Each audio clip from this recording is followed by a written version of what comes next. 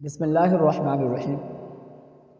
حضرت ابو بکر صدیق رضی اللہ تعالیٰ عنہ کے حضرت علی المرتضیٰ رضی اللہ تعالیٰ عنہ کے ساتھ بہت عمدہ تعلق تھے، اتنے عمدہ کہ آپ سوچ نہیں سکتے۔ حضرت رسول کریم صلی اللہ علیہ وسلم کی صاحبزادی حضرت سیدہ فاطمہ کے نکاح کی درخواست کے لیے حضرت ابو بکر صدیق نے ہی حضرت علی کو تیار کیا تھا۔ چنانچہ اس کو ملا باقر مجلسی نے بھی لکھا ہے اور شیخ الطائفہ ابو جعفر طوسی نے بھی اپنی امالی میں تحریر کیا ہے، اور کشف الغمہ وغیرہ جو اہل تشیع کی معتبر ترین کتب سمجھی جاتی ہیں ان میں یہ روایات موجود ہیں، جن سب کا حاصل اور خلاصہ یہ ہے کہ حضرت ابو بکر صدیق، حضرت عمر فاروق رضی اللہ تعالیٰ عنہ اور حضرت سعد رضی اللہ تعالیٰ عنہ تینوں حضرات ایک جگہ پر جمع تھے، اور تینوں نے آپس میں بات چیت کی کہ حضرت رسول پاک صلی اللہ علیہ وسلم کی صاحبزادی حضرت فاطمہ کے رشتے کو بڑے قریش کے سرداروں نے فرمائش کی ہے رشتہ حاصل کرنے کے لیے۔ حضور نے ان کو کوئی جواب نہیں دیا، بلکہ یہ کہہ دیا ہے کہ فاطمہ کا رشتہ اللہ تبارک و تعالیٰ خود فرمائیں گے، جہاں اللہ کو منظور ہوگا وہاں ہوگا۔ تو شاید حضور علیہ السلام نے حضرت علی کے لیے بچا کر رکھا ہوا ہے، تو علی سے کہیں نہ وہ حضور سے مانگے۔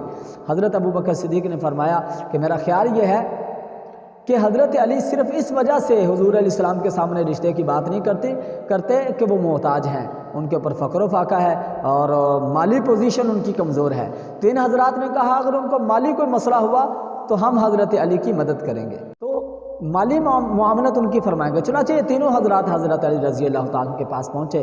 گھر میں گئے تو وہ گھر میں موجود نہیں تھے، بلکہ وہ ایک انصاری کے باغ کو پانی لگانے کے لیے گئے ہوئے تھے اپنا اونٹ لے کر۔ وہاں پیچھے باغ میں پہنچے، وہاں حضرت علی رضی اللہ تعالیٰ سے ملاقات ہوئی تو حضرت ابو بکر صدیق رضی اللہ تعالیٰ نے بات کی کہ آپ رسول اللہ صلی اللہ علیہ وسلم کے سامنے فاطمہ کے رشتے کے بارے میں کیوں بات نہیں کرتے؟ تو انہوں نے آنکھوں میں آنسو لا کر کہا کہ ابو بکر، کون اس رشتے کا متمنی نہیں ہوگا؟ مجھے تمنا تو ہے لیکن میری مالی پوزیشن کمزور ہے جس کی وجہ سے میں خاموش ہوں۔ ان حضرات نے کہا کہ بس آپ رسول اللہ صلی اللہ علیہ وسلم سے بات کریں، آپ مال کی پریشانی نہ لیں، ہم آپ کے ساتھ تعاون کریں گے۔ چنانچہ حضرت رسول پاک صلی اللہ علیہ وسلم کی خدمت میں حضرت علی المرتضیٰ شیر خدا پہنچے، اور پہنچ کر رسول اللہ صلی اللہ علیہ وسلم کے سامنے چند باتوں کا اظہار کیا۔ اللہ کے رسول، میں شروع میں مسلمان ہوا تھا۔ حضور نے فرمایا بالکل ٹھیک ہے۔ انہوں نے عرض کیا اللہ کے رسول، میں ہر موقع پر آپ کے ساتھ رہا ہوں، کسی موقع پر بھی آپ سے جدا نہیں ہوا۔ ساری اپنی انہوں نے محبت رسول اللہ صلی اللہ علیہ وسلم کے سامنے رکھی، اپنی وہ مشکل حالات جن حالات میں حضرت علی نے رسول اللہ کا ساتھ دیا تھا وہ سارے سامنے حضور کے ذکر کیے۔ سرکار نے فرمایا جو تو نے بیان کیا تو اس سے بھی بہتر اور اچھا ہے۔ تو پھر انہوں نے عرض کیا اللہ کے رسول، میں آپ سے درخواست کرتا ہوں کہ آپ فاطمہ کا نکاح میرے ساتھ فرما دیں۔ تو رسول اللہ صلی اللہ علیہ وسلم نے فرمایا آپ یہاں ٹھہریں۔ سیدہ فاطمہ کے گھر میں گئے، رسول خدا صلی اللہ علیہ وسلم جب فاطمہ کے پاس پہنچے تو سیدہ فاطمہ کھڑی ہو کر استقبال کرتی ہیں اور رسول اللہ صلی اللہ علیہ وسلم کے لیے وضو کا پانی لاتی ہیں، اور اپنے ہاتھ سے حضور علیہ الصلوۃ والسلام کو وضو کروایا۔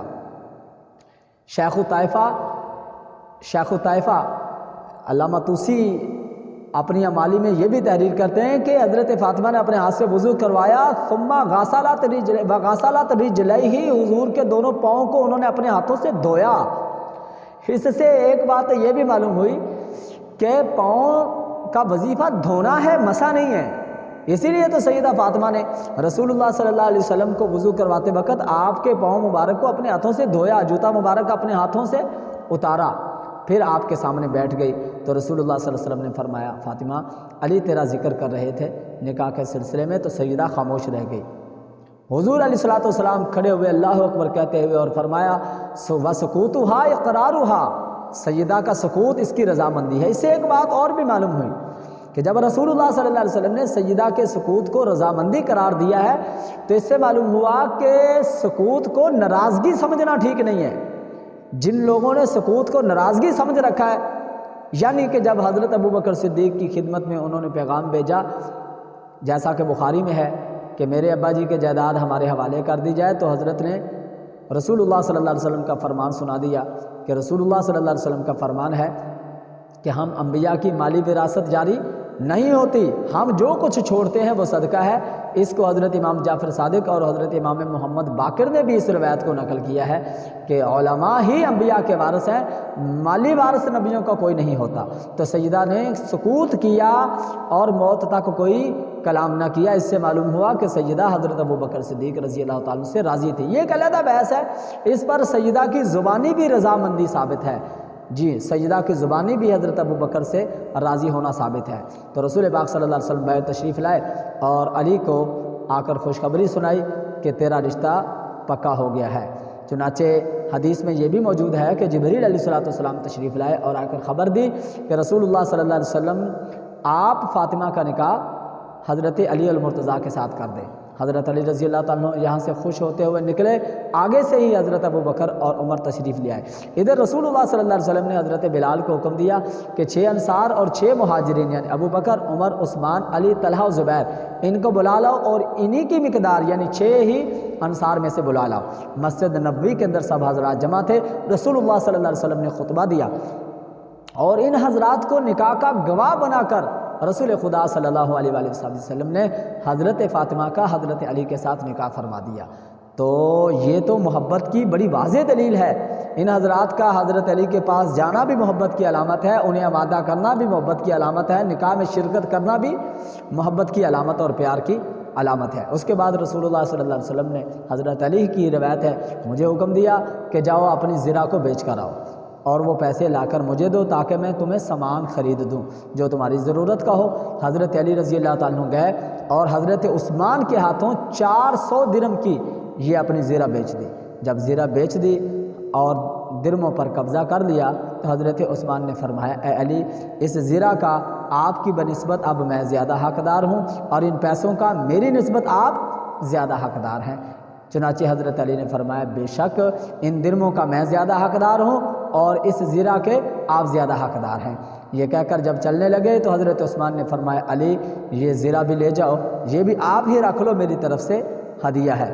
گویا کہ حضرت علی رضی اللہ تعالیٰ عنہ کی شادی میں جتنے اخراجات ہوئے ہیں حضرت عثمان غنی رضی اللہ تعالیٰ عنہ کے پیسے سے وہ پورے کیے گئے۔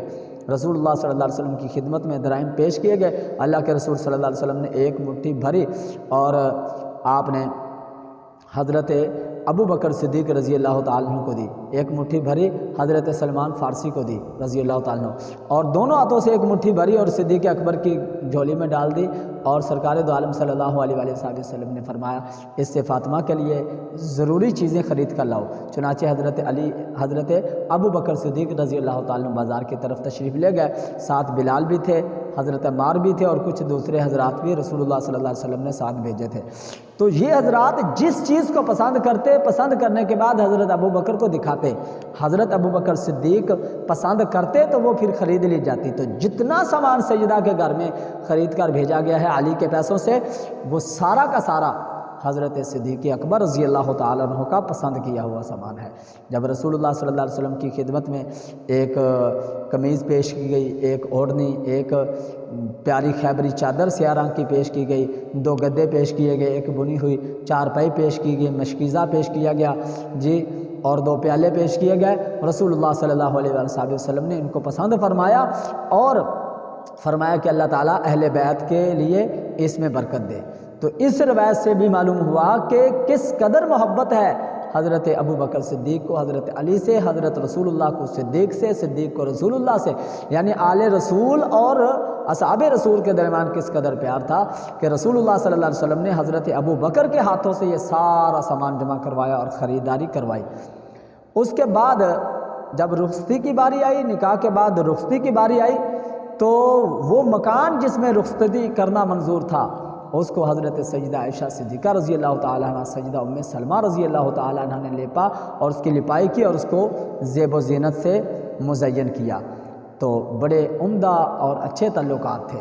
جب حضرت ابوبکر صدیق رضی اللہ تعالیٰ عنہ کی خدمت مبارکہ میں حضرت سیدہ فاطمہ کا پیغام پہنچتا ہے اپنے ابا جی کی وراثت کے سلسلے میں، حضور علیہ الصلوۃ والسلام کی وفات مبارکہ کے بعد، تو حضرت ابوبکر صدیق نے کیا فرمایا تھا؟ صدیق اکبر نے یہ فرمایا تھا کہ میں اپنے رشتہ داروں سے صلہ رحمی کروں، اس سے زیادہ مجھے پسند ہے یہ بات کہ میں رسول اللہ صلی اللہ علیہ وآلہ وسلم کے قریبی رشتہ دار سے صلہ رحمی کروں۔ اے فاطمہ، جو کچھ میرے پاس ہے وہ سارا کا سارا مال تیرے لیے حاضر ہے، آپ کے لیے حاضر ہے۔ میرے مال میں سے جو آپ لینا چاہیں آپ کو اختیار ہے، آپ لے سکتی ہیں، جتنا مال آپ میرے مال میں سے لینا چاہیں آپ کو اختیار ہے۔ اسی طرح حضرت علی رضی اللہ تعالیٰ عنہ سے بھی سیدنا صدیق اکبر رضی اللہ تعالیٰ عنہ نے یہی فرمایا تھا۔ اور ایک روایت یہ بھی ہے کہ حضرت سیدنا صدیق اکبر رضی اللہ تعالیٰ عنہ نے حضرت سیدہ فاطمہ سے پوچھا کہ آپ راضی ہیں کہ نہیں ہیں؟ تو سیدہ فاطمہ نے فرمایا کہ میں آپ سے راضی ہوں۔ رضامندی کی واضح روایت موجود ہے، اس پر بھی انشاءاللہ العزیز ہم کسی موقع پر بات کریں گے کہ حضرت سیدہ ابو بکر صدیق رضی اللہ تعالیٰ عنہ سے راضی تھی۔